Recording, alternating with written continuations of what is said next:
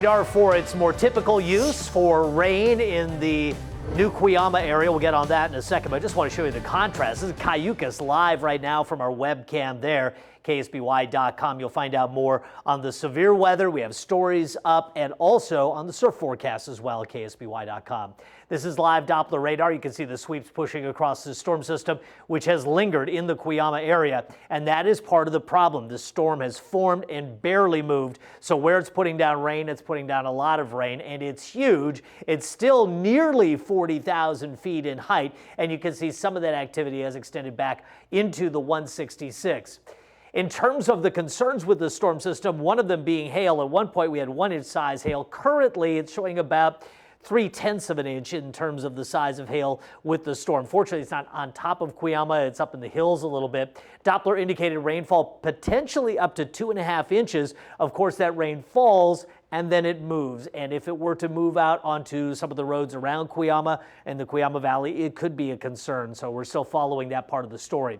So flash flood warning through 7:30. If you see standing water, don't go into it. Turn around, don't drown. Severe thunderstorm warning. When thunder roars, go indoors. Don't try to get close to this storm.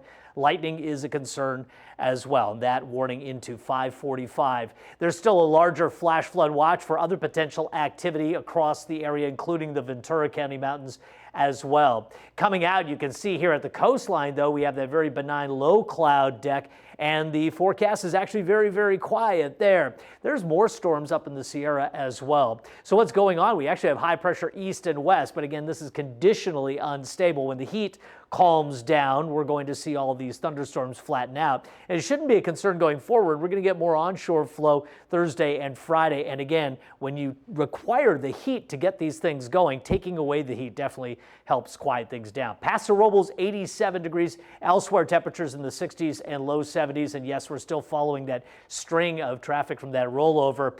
Southwest winds 17 miles per hour in Paso being the strongest. So what about the hourlies tomorrow? What kind of changes do we see?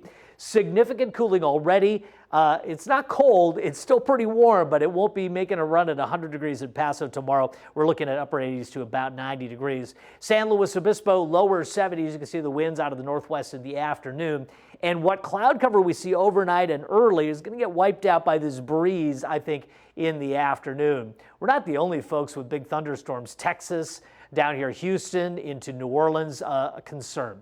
This is our microclimate model. You can see the low clouds moving in. Also good to note that we're not seeing much in the way of convective activity or thunderstorms, I should say, tomorrow up in the same area we were concerned about today.